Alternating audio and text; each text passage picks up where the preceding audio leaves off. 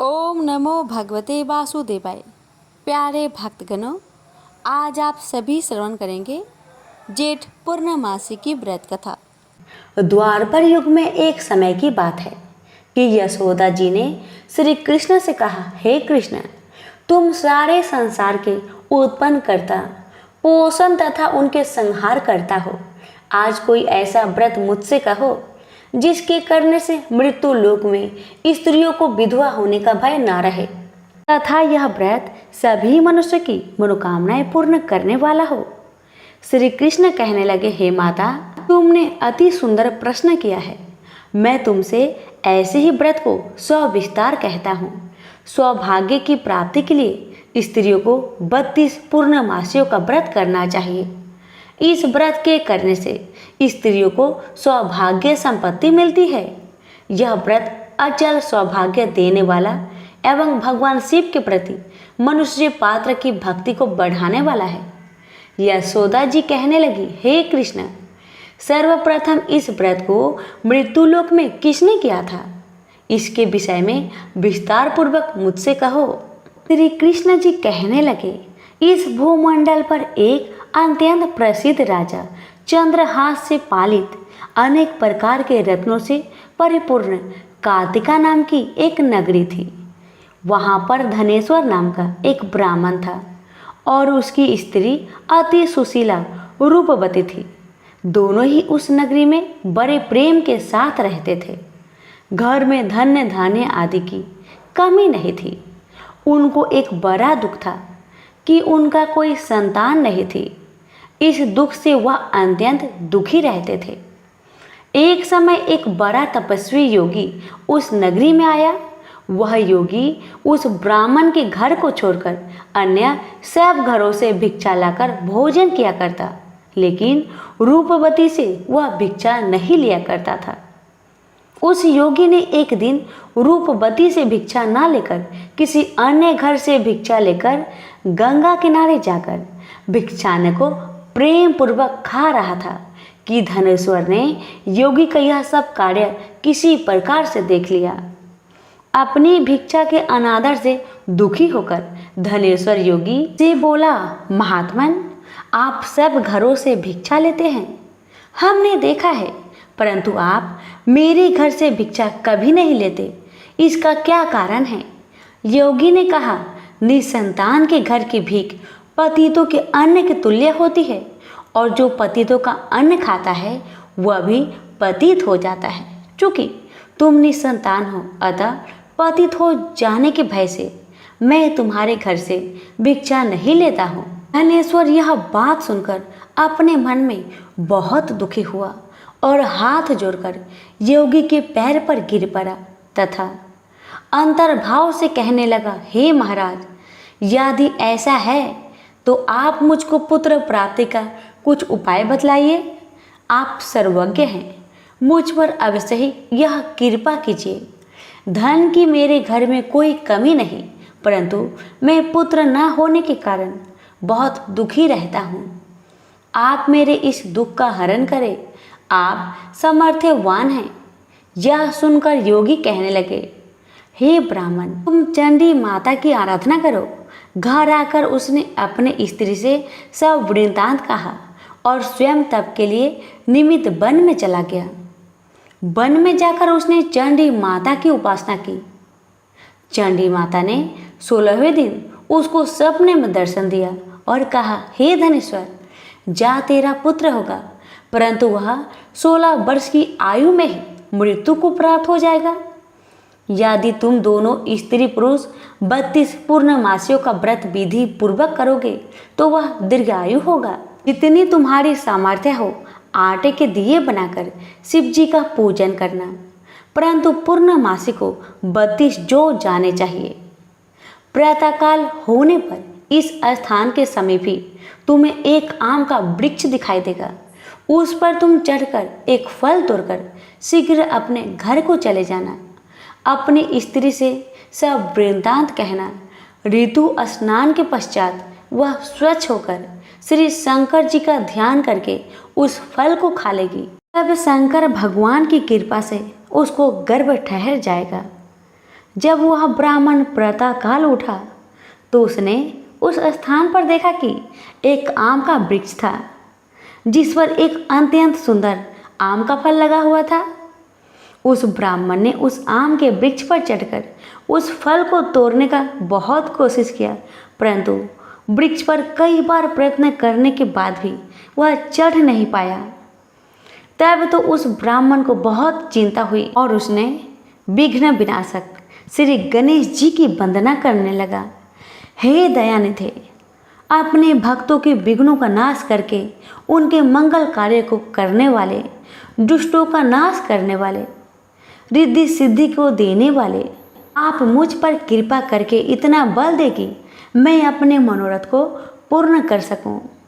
इस प्रकार गणेश जी की प्रार्थना करने पर उनकी कृपा से धनेश्वर पेड़ पर चढ़ गया और उसने एक अति सुंदर आम का फल देखा।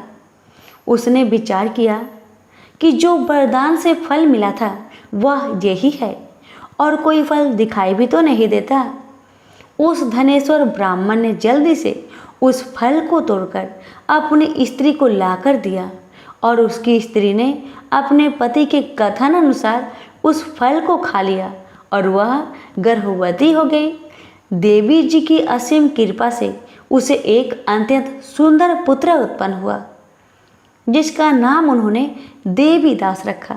माता पिता की हर्ष और शोक के साथ वह बालक शुक्ल पक्ष की चंद्रमा की भांति अपने पिता के घर में बढ़ने लगा। भगवान की कृपा से वह बालक बहुत ही सुंदर, सुशील, विद्या बढ़ने में बहुत ही निपुण हो गया। दुर्गा जी की आज्ञा अनुसार उसकी माता ने 32 पूर्णमासी का व्रत रखना आरंभ कर दिया, इससे उसका पुत्र बड़ी आयु वाला हो जाए। 16वां वर्ष लगते ही देवीदास के माता पिता को बड़ी चिंता हो गई कि कहीं उनके पुत्र की इस वर्ष मृत्यु ना हो जाए। इसलिए उन्होंने अपने मन में विचार किया कि यदि यह दुर्घटना उनके सामने हो गई तो वह कैसे सहन कर सकेंगे।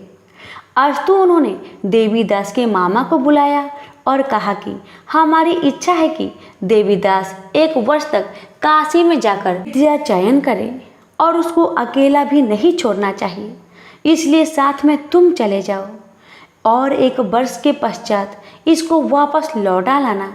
सब प्रबंध करके उसके माता पिता ने काशी जाने के लिए देवीदास को एक घोड़े पर बैठाकर उसके मामा को उसके साथ कर दिया, किंतु यह बात उसके मामा या किसी और को नहीं कहा। धनेश्वर ने सपत्नीक अपने पुत्र की मंगल कामना तथा दीर्घ आयु के लिए भगवती दुर्गा की आराधना और पूर्णमासियों का व्रत करना आरंभ कर दिया। इस प्रकार बराबर 32 पूर्णमासी का व्रत पूरा किया। कुछ समय पश्चात एक दिन वह दोनों मामा और भांजा मार्ग में रात्रि बिताने के लिए किसी ग्राम में ठहरे हुए थे। उस दिन उस गांव में एक ब्राह्मण की अत्यंत सुंदरी, सुशीला, विदुषी और गुणवती कन्या का विवाह होने वाला था। जिस धर्मशाला के अंदर वर और उसकी बारात ठहरी हुई थी, उसी धर्मशाला में देवीदास और उसके मामा भी ठहरे हुए थे। संयोगवश कन्या को तेल आदि चढ़ाकर मंडप आदि का कृत्य किया गया तो लगन के समय वर को धनुर्वात हो गया। अस्तु वर के पिता ने अपने कुटुंबियों से परामर्श करके निश्चय किया कि यह देवीदास मेरे पुत्र जैसा ही सुंदर है, मैं इसके साथ ही लगन करा दूं और बाद में विवाह के अन्य कार्य मेरे लड़के के साथ हो जाएगी। ऐसा सोचकर देवीदास के मामा से जाकर बोला कि तुम थोड़ी देर के लिए अपने भांजे को हमें दे दो, जिससे विवाह के लग्न का सब कृत्य सुचारू रूप से हो सके। तब उसका मामा कहने लगा कि जो कुछ भी मधुर पर्क आदि कन्यादान के समय वर को मिले वह सब हमें दिया जाए, तो मेरा भांजा इस बारात का दूल्हा बन जाएगा। यह बात वर के पिता ने स्वीकार कर लेने पर उसने अपना भांजा वर बनने को भेज दिया और उसके साथ सब विवाह कार्य रात्रि में विधि पूर्वक संपन्न हो गया। पत्नी के साथ वह भोजन न कर सका और अपने मन में सोचने लगा कि ना जाने यह किसी स्त्री होगी। वह एकांत में इसी सोच में गर्म निश्वास छोड़ने लगा। तब उसकी आंखों में आंसू भी आ गए। तब वधू ने पूछा कि क्या बात है, आप इतने उदास व दुखी क्यों रह रहे हो? तब उसने सब बातें जो वर के पिता व उसके मामा में हुई थी उसको बता दिया। कन्या कहने लगी कि यह ब्रह्म विवाह के विपरीत हो कैसे सकता है? देव, ब्राह्मण और अग्नि के सामने मैंने आपको ही अपना पति बनाया है, इसलिए आप ही मेरे पति हैं। मैं आपकी ही पत्नी रहूंगी, किसी अन्य की कदापि नहीं। तब देवीदास ने कहा, ऐसा मत करिए, क्योंकि मेरी आयु बहुत थोड़ी है। मेरे पश्चात आपकी क्या गति होगी, इन बातों को अच्छी तरह विचार लो। परंतु वह ढीठ विचार वाली थी। बोली कि जो आपकी गति होगी वह मेरी गति होगी। हे स्वामी, आप उठिए और भोजन करिए, आप निश्चय ही भूखे होंगे। इसके बाद देवीदास और उसकी पत्नी दोनों ने भोजन किया तथा शेष रात्रि वो सोते रहे। प्रातःकाल देवीदास ने अपनी पत्नी को 3 नगों से जरी हुई एक अंगूठी दी, एक रुमाल दिया और बोला, हे प्रिय, इसे लो और संकेत समझकर स्थिरचित हो जाओ। मेरा मरण और जीवन जानने के लिए एक पुष्प वाटिका बना लो, उसमें सुगंधित वाली एक नवमल्लिका लगा लो। उसको प्रतिदिन जल से सींचा करो और आनंद के साथ खेलो कूदो तथा उत्सव मनाओ। जिस समय और जिस दिन मेरा प्रांत होगा ये फूल सूख जाएंगे, और जब ये फिर हरे हो जाए तो जान लेना कि मैं जीवित हूँ। यह बात निश्चय करके समझ लेना, इसमें कोई संशय नहीं है। ये समझाकर वह चला गया। प्रातःकाल होते ही वहाँ पर गाजे बाजे बजने लगे। जिस समय वह विवाह के कार्य समाप्त करने के लिए वर तथा सब बाराती मंडप में आए तो कन्या ने वर को भली प्रकार से देखकर अपने पिता से कहा, यह मेरा पति नहीं है। मेरा पति वही है जिसके साथ रात्रि में मेरा पानी ग्रहण हुआ था। इसके साथ मेरा विवाह नहीं हुआ है। यदि यह वही है तो बताए कि मैंने इसको क्या दिया। मधुर पर्क और कन्यादान के समय जो मैंने भूषण आदि दिए थे उन्हें दिखाए तथा रात में मैंने क्या गुप्त बातें कही थी वह सब सुनाए। पिता ने उसके कथानुसार वर को बुलाया। कन्या की यह सब बातें सुनकर वह कहने लगा कि मैं कुछ नहीं जानता। इसके पश्चात लज्जित होकर वह अपना सा मुख लेकर चला गया और सारी बारात भी अपमानित होकर वहां से लौट गई। भगवान श्री कृष्ण बोले, हे माता, इस प्रकार देवीदास काशी विद्या अध्ययन के लिए चला गया। जब कुछ समय बीत गया तो काल से प्रेरित होकर एक सर्प रात्रि के समय उसको डसने के लिए वहां पर आया। उस विषधर के प्रभाव से उसके शयन का स्थान चारों ओर से विष की ज्वाला से विषैला हो गया, परंतु व्रत राजा के प्रभाव से उसको काटने ना पाया, क्योंकि पहले ही उसके माता ने 32 पूर्णिमा का व्रत रखा था। इसके बाद मध्या के समय स्वयं काल वहां पर आया और उसके शरीर से उसके प्राण को निकालने का कोशिश करने लगा, जिससे वह मूर्छित होकर पृथ्वी पर गिर पड़ा। भगवान की कृपा से उसी समय पार्वती जी के साथ श्री शंकर जी वहां पर आ गए। उसको मूर्छित दशा में देखकर पार्वती जी ने भगवान शंकर से प्रार्थना की कि हे महाराज, इस बालक की माता ने पहले 32 पूर्णिमा का व्रत किया था, जिसके प्रभाव से हे भगवान आप इसको प्राण दान दीजिए। भवानी के कहने पर भक्त वत्सल भगवान श्री शिव जी ने उसको प्राण दान दे दिया। इस व्रत के प्रभाव से काल को भी पीछे हटना पड़ा और देवीदास स्वस्थ होकर बैठ गया। उधर उसकी स्त्री उसके काल की प्रतीक्षा किया करती थी। जब उसने देखा कि उस पुष्प वाटिका में पत्र पुष्प कुछ भी नहीं रहे तो उसको अत्यंत आश्चर्य हुआ, और जब वह वैसे ही हरी भरी हो गई तो वह जान गई कि उसका पति जीवित हो गए हैं। यह देखकर वह बहुत प्रसन्न मन से अपने पिता से कहने लगी कि हे पिताजी, मेरा पति जीवित है, आप उनको ढूंढिए। जब 16वां वर्ष व्यतीत हो गया तो देवीदास भी अपने मामा के साथ काशी की ओर चल दिया। इधर उसे ससुर उसको ढूंढने के लिए अपने घर से जाने वाले ही थे कि वह दोनों मामा भांजा वहां पर आ गए। उसको आया देखकर उसका ससुर बड़ी प्रसन्नता के साथ अपने घर में ले आया। उस समय नगर के निवासी भी वहां इकट्ठा हो गए और सबने निश्चय किया कि अवश्य ही इसी बालक के साथ इस कन्या का विवाह हुआ था। उस बालक को जब कन्या ने देखा तो पहचान लिया और कहा, हाँ, ये वही है जो संकेत करके गया था। तदुपरांत सभी कहने लगे कि भला हुआ जो यह आ गया, और सब नगर वासियों ने आनंद मनाया।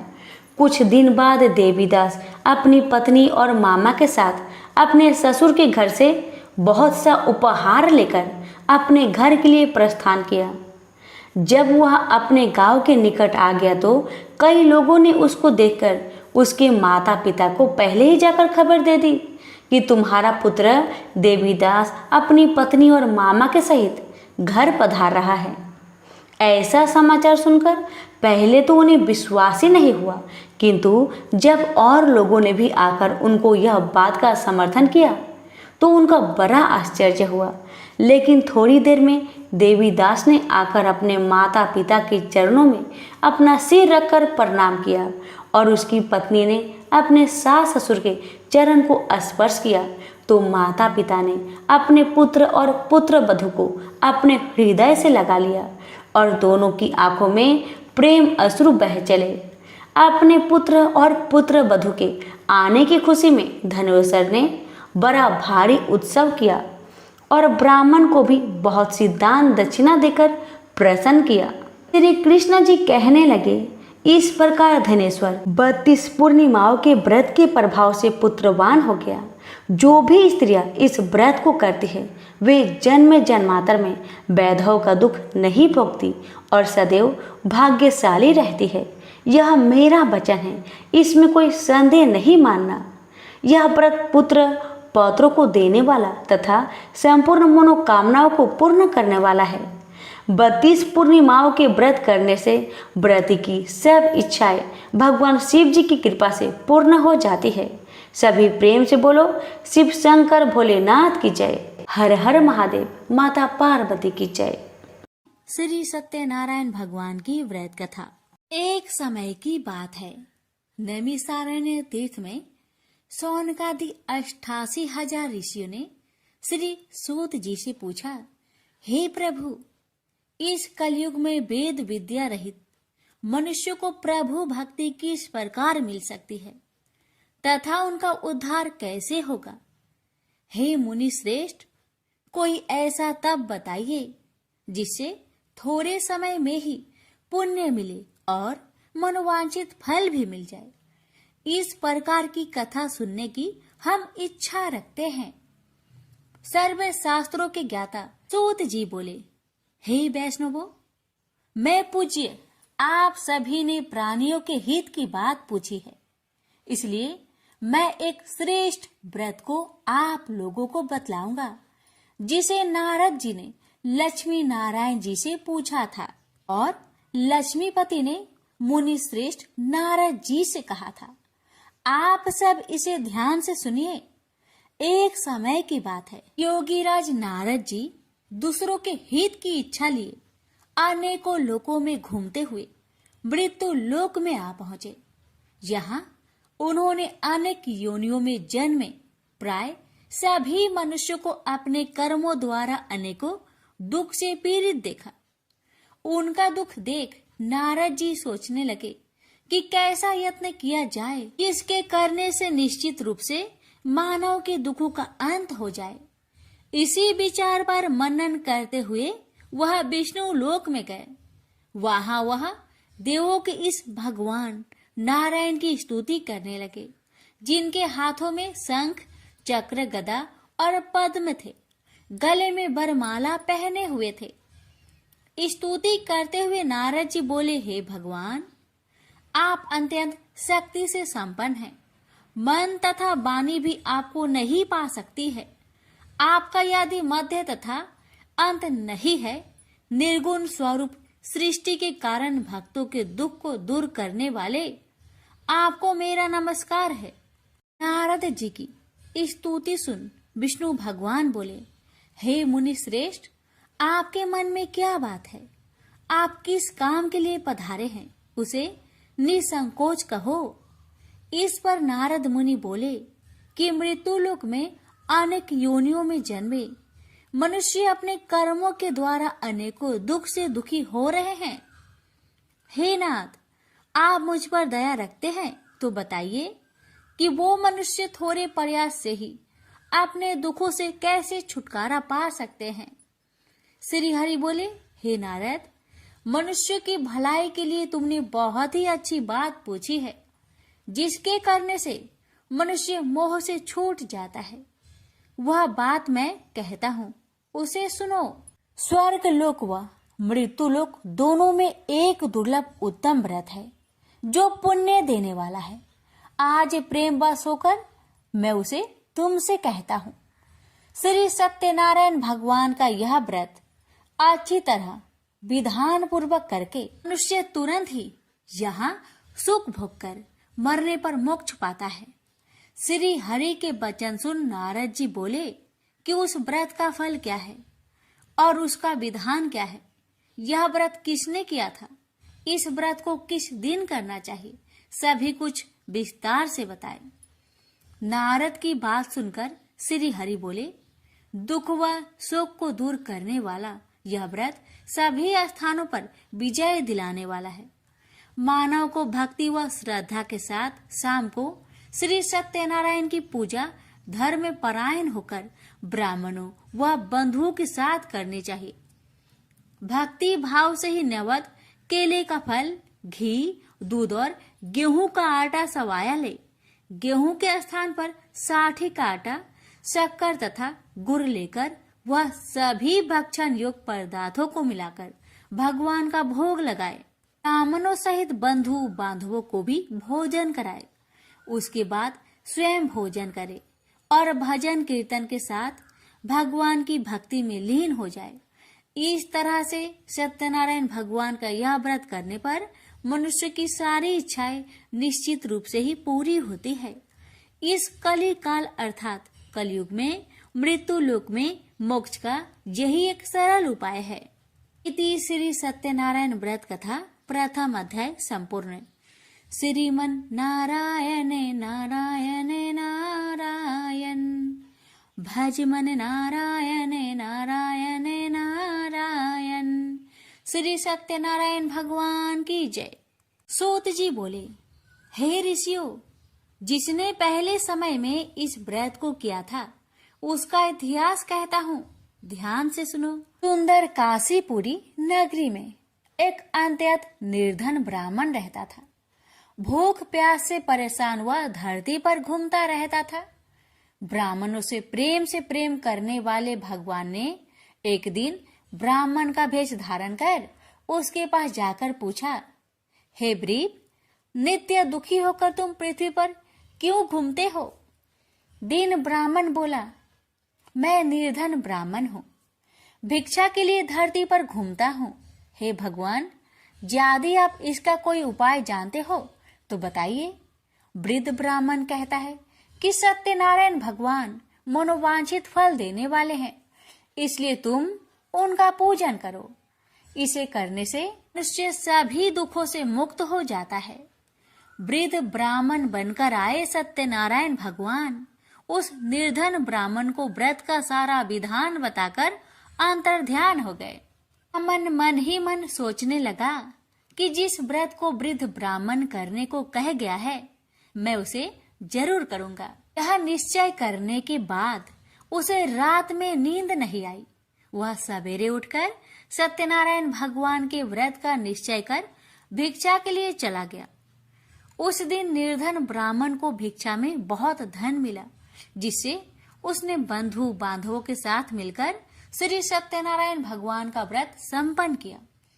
भगवान सत्यनारायण का व्रत संपन्न करने के बाद वह निर्धन ब्राह्मण सभी दुखों से छूट गया और अनेक प्रकार की संपत्तियों से युक्त हो गया। उसी समय से यह ब्राह्मण हर माह इस व्रत को करने लगा। इस तरह से सत्यनारायण भगवान के व्रत को जो भी मनुष्य करेगा वह सभी प्रकार के पापों से छूटकर मोक्ष को प्राप्त होगा। जो मनुष्य इस व्रत को करेगा वह भी सभी दुखों से मुक्त हो जाएगा। सूत जी बोले कि इस तरह से नारद जी से नारायण जी का कहा हुआ श्री सत्यनारायण व्रत को मैंने तुमसे कहा, हे वृपो, मैं अब और क्या कहूँ। ऋषि बोले, हे मुनिवर, संसार में उस व्रीप से सुनकर और किस किस ने इस व्रत को किया, हम सब इस बात को सुनना चाहते हैं। इसके लिए हमारे मन में श्रद्धा का भाव है। सूत जी बोले, हे मुनियों, जिसने इस व्रत को किया है वह सब सुनो। एक समय वही व्रीप धन व ऐश्वर्य के अनुसार अपने बंधु बांधवों के साथ इस व्रत को करने को तैयार हुआ। उसी समय एक लकड़ी बेचने वाला बूढ़ा आदमी आया और लकड़ियां बाहर रखकर अंदर ब्राह्मण के घर में गया। प्यास से दुखी वह लकड़हारा उनको व्रत करते देख व्रीप को नमस्कार कर पूछने लगा कि आप यह क्या कर रहे हैं तथा इसे करने से क्या फल मिलेगा, कृपया मुझे भी बताइए। ब्राह्मण ने कहा कि सब मनोकामनाओं को पूरा करने वाला यह सत्यनारायण भगवान का व्रत है। इनकी कृपा से ही मेरे घर में धन्य धान्य आदि की वृद्धि हुई है। व्रीप से सत्यनारायण व्रत के कथा के बारे में जानकर लकड़हारा बहुत प्रसन्न हुआ। चरणामृत लेकर वह प्रसाद खाने के बाद वह अपने घर गया। लकड़हारे ने अपने मन में संकल्प किया कि आज लकड़ी बेचने से जो धन मिलेगा उसी से श्री सत्यनारायण भगवान का उत्तम व्रत करूंगा। मन में इस विचार को ले बूढ़ा आदमी सिर पर लकड़ियां रख उस नगर में बेचने गया जहां धनी लोग ज्यादा रहते थे। उस नगर में उसे अपनी लकड़ियों का दाम पहले से 4 गुना अधिक मिलता है। बूढ़ा प्रसन्नता के साथ दाम लेकर केले, शक्कर, घी, दूध, दही और गेहूं का आटा ले और सत्यनारायण भगवान की व्रत की अन्य सामग्रियां लेकर अपने घर गया। वहां उसने अपने बंधु बांधवों को बुलाकर विधि विधान से सत्यनारायण भगवान का पूजन और व्रत किया।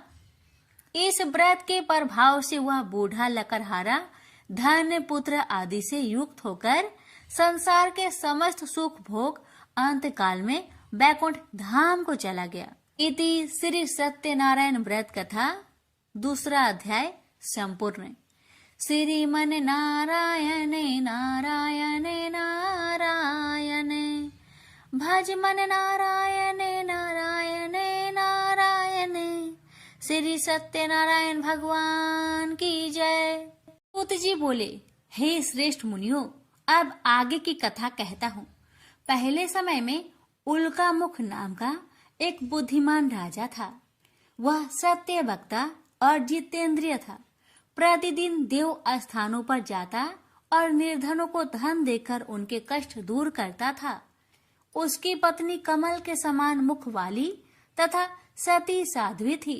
भद्रशिला नदी के तट पर उन दोनों ने श्री सत्यनारायण भगवान का व्रत किया। उसी समय साधु नाम का एक वैश्य आया। उसके पास व्यापार करने के लिए बहुत सा धन भी था।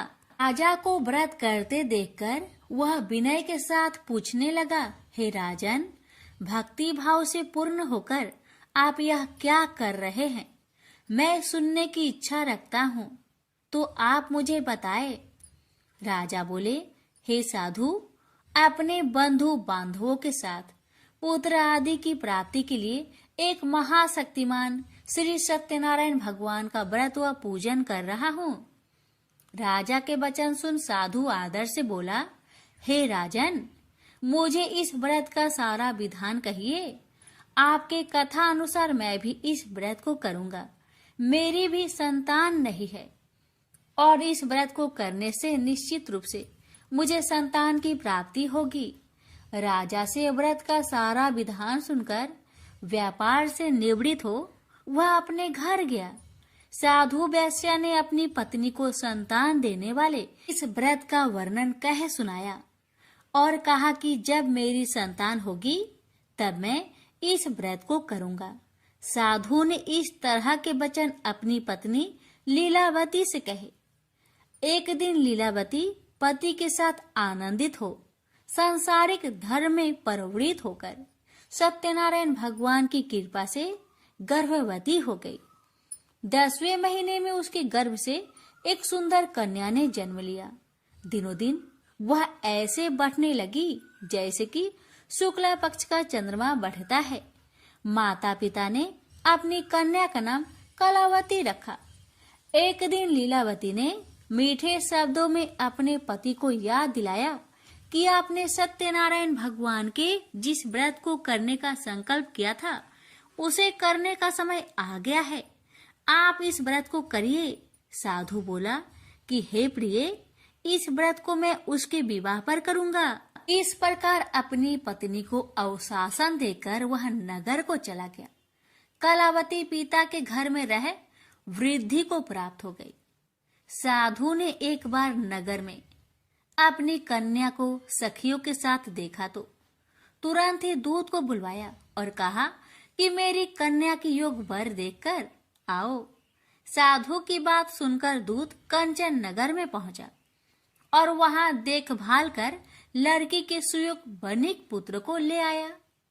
सुयोग लड़के को देख साधु ने बंधु बांधवों को बुलाकर अपनी पुत्री का विवाह कर दिया। लेकिन दुर्भाग्य की बात ये कि साधु ने अभी भी श्री सत्यनारायण भगवान का व्रत नहीं किया। इस पर श्री भगवान क्रोधित हो गए और श्राप दिया कि साधु को अत्यधिक दुख मिले। अपने कार्य में कुशल साधु बनिया जमाई को लेकर समुद्र के पास स्थित होकर रत्नासारपुर नगर में गया। वहां जाकर दामाद ससुर दोनों मिलकर चंद्रकेतु राजा के नगर में व्यापार करने लगे। एक दिन भगवान सत्यनारायण की माया से एक चोर राजा का धन चुराकर भाग रहा था। उसने राजा के सिपाहियों को अपना पीछा करते देख चुराया हुआ धन वहां रख दिया जहां साधु अपने जामाई के साथ ठहरा हुआ था। राजा के सिपाहियों ने साधु वैश्या के पास राजा का धन पड़ा देखा तो वह ससुर जामाई दोनों को बांधकर प्रसन्नता से राजा के पास ले गए और कहा कि उन दोनों चोरों को हम पकड़ लाए हैं, आप आगे की कार्रवाई की आज्ञा दे। राजा की आज्ञा से उन दोनों को कठिन कारावास में डाल दिया गया और उनका सारा धन भी उनसे छीन लिया गया। श्री सत्यनारायण भगवान के शराप से साधु की पत्नी भी बहुत दुखी हुई। घर में जो धन रखा था उसे चोर चुरा ले गए। शारीरिक तथा मानसिक पीड़ा व भूख प्यास से अति दुखी हो अन्न की चिंता में कालावती के ब्राह्मण के घर गई। वहां उसने श्री सत्यनारायण भगवान का व्रत होते देखा। फिर कथा भी सुनी। वह प्रसाद ग्रहण कर वह रात को घर वापस आई। माता ने कलावती से पूछा कि हे पुत्री, अब तक तुम कहाँ थी, तेरे मन में क्या है? कलावती ने अपने माता से कहा, हे माता, मैंने एक ब्राह्मण के घर में श्री सत्यनारायण भगवान का व्रत देखा है। कन्या के वचन सुन लीलावती भगवान की पूजन की तैयारी करने लगी। लीलावती ने परिवार व बंधुओं सहित सत्यनारायण भगवान का पूजन किया और उनसे वर मांगा कि मेरे पति तथा जमाई शीघ्र घर आ जाए। साथ ही यह भी प्रार्थना की कि हम सबका अपराध क्षमा करे। श्री सत्यनारायण भगवान इस व्रत से संतुष्ट हो गए और राजा चंद्रकेतु को सपने में दर्शन दे कहा कि हे राजन, तुम उन दोनों वेश्या को छोड़ दो और तुमने उनका जो धन लिया है उसे वापस कर दो। अगर ऐसा नहीं किया तो मैं तुम्हारा धन, राज्य व संतान सभी को नष्ट कर दूंगा। राजा को यह सब कहकर वह अंतर्ध्यान हो गए। अतः काल सभा में राजा ने अपना सपना सुनाया। फिर बोले कि बानिक पुत्र को कैद से मुक्त कर सभा में लाओ। दोनों ने आते ही राजा को प्रणाम किया। राजा मीठी बानी से बोला, हे महानुभावो, भाग्यवश ऐसा कठिन दुख तुम्हें प्राप्त हुआ है, लेकिन अब तुम्हें कोई भय नहीं है। ऐसा कह राजा ने उन दोनों को नए वस्त्र भूषण भी पहनाए और जितना धन उनका लिया था उससे 2 गुना धन वापस कर दिया। दोनों बच्चे अपने घर को चल दिए। श्री सत्यनारायण व्रत कथा का 3रा अध्याय संपूर्ण। श्रीमन नारायण नारायण नारायण, भज मन नारायण नारायण नारायण। श्री सत्यनारायण भगवान की जय। सूत जी बोले, वैश्य ने मंगलाचार कर अपनी यात्रा आरंभ की और अपने नगर की ओर चल दिया। उसके थोड़ी दूर जाने पर एक दंड वेशधारी श्री सत्यनारायण ने उनसे पूछा, हे साधु, तेरी नाव में क्या है? अभिमानी बानिक हंसता हुआ बोला, हे दंडी, आप क्यों पूछते हो? क्या धन लेने की इच्छा है? मेरी नाव में तो बेल व पत्ते भरे हुए हैं। वैश्य के कठोर वचन सुन भगवान बोले, तुम्हारा वचन सत्य हो। दंडी ऐसे वचन कहे वहां से दूर चले गए। कुछ दूर जाकर समुद्र के किनारे बैठ गए। दंडी के जाने के बाद साधु वैश्य ने नित्य क्रिया के पश्चात नाव को ऊंची उठते देखकर अचंभा माना और नाव में बेल पत्ते आदि देख वह मूर्छित हो जमीन पर गिर पड़ा। मूर्छा खोलने पर वह अत्यंत शोक में डूब गया। तब उसका दामाद बोला कि आप शोक ना मनाए, यह दंडी का श्राप है, इसलिए हमें उनकी शरण में जाना चाहिए, तभी हमारी मनोकामना पूरी होगी। दामाद की बात सुनकर वह दंडी के पास पहुंचा और अत्यंत भक्ति भाव नमस्कार करके बोला, मैंने आपसे जो असत्य वचन कहे थे उनके लिए मुझे क्षमा दे। ऐसा कहकर महान शोकातुर हो रोने लगा। दंडी भगवान बोले, हे बानिक पुत्र, मेरी आज्ञा से बार बार तुम्हें दुख प्राप्त हुआ है, तू मेरी पूजा से विमुख हुआ। साधु बोला, हे भगवान, आपकी माया से ब्रह्मा आदि देवता भी आपके रूप को नहीं जानते, तब मैं अज्ञानी कैसे जान सकता हूँ? आप प्रसन्न होइए, अब मैं सामर्थ्य के अनुसार आपकी पूजा करूंगा। मेरी रक्षा करो और पहले के समान नौका में धन भर दो। साधु वैश्य के भक्ति पूर्वक वचन सुनकर भगवान प्रसन्न हो गए और उसकी इच्छा अनुसार वरदान देकर अंतर ध्यान हो गए। ससुर जमाई जब नाव पर आए तो नाव धन से भरी हुई थी। फिर वही अपने अन्य साथियों के साथ सत्यनारायण भगवान का पूजन कर अपने नगर को चल दिए। जब नगर के नजदीक पहुंचे तो दूत को घर पर खबर करने के लिए भेज दिया। दूत साधु की पत्नी को प्रणाम कर कहता है कि मालिक अपने दामाद सहित नगर के निकट आ गए हैं। दूत की बात सुन साधु की पत्नी लीलावती ने बड़े हर्ष के साथ सत्यनारायण भगवान का पूजन कर अपनी पुत्री कलावती से कहा कि मैं अपने पति के दर्शन को जाती हूँ, तो कार्य पूर्ण कर शीघ्र आ जाना। माता के ऐसे वचन सुन कलावती जल्दी में प्रसाद छोड़ अपने पति के पास चली गई। प्रसाद की अवज्ञा के कारण श्री सत्यनारायण भगवान रुष्ट हो गए और नाव सहित उसके पति को पानी में डुबो दिए। कलावती अपने पति को वहां ना पाकर रोती हुई जमीन पर गिर गई। नौका को डूबा हुआ देख वह कन्या को रोता देख साधु दुखी होकर बोला कि हे प्रभु, मुझसे तथा मेरे परिवार से जो भूल हुई है उसे क्षमा करे। साधु के दीन वचन सुनकर श्री सत्यनारायण भगवान प्रसन्न हो गए और आकाशवाणी हुई, हे साधु, तेरी कन्या मेरे प्रसाद को छोड़कर आई है, इसलिए उसका पति अदृश्य हो गया है। यदि वह घर जाकर प्रसाद खाकर लौटती है तो इसे उसका पति अवश्य मिलेगा। ऐसी आकाशवाणी सुन कलावती घर पहुंचकर प्रसाद खाती है और फिर आकर अपने पति के दर्शन करती है। उसके बाद साधु अपने बंधु बांधवों सहित श्री सत्यनारायण भगवान का विधि विधान से पूजन करता है। इस लोक का सुख भोग वह अंत में स्वर्ग जाता है। इति श्री सत्यनारायण व्रत कथा चतुर्थ अध्याय संपूर्ण। श्रीमन नारायण नारायण नारायण, भज मन नारायण नारायण नारायण। श्री सत्यनारायण भगवान की जय। श्री सूत जी बोले, हे ऋषियों, मैं और भी एक कथा सुनाता हूँ, उसे भी ध्यान पूर्वक सुनो। प्रजा पालन में लीन तुंगध्वज नाम का एक राजा था। उसने भी भगवान का प्रसाद त्याग कर बहुत ही दुख प्राप्त किया। एक बार वन में जाकर वन्य पशुओं को मारकर वह बर के पेड़ के नीचे आया। वहां उसने ग्वालों को भक्ति भाव से अपने बंधुओं सहित सत्यनारायण भगवान का पूजन करते देखा।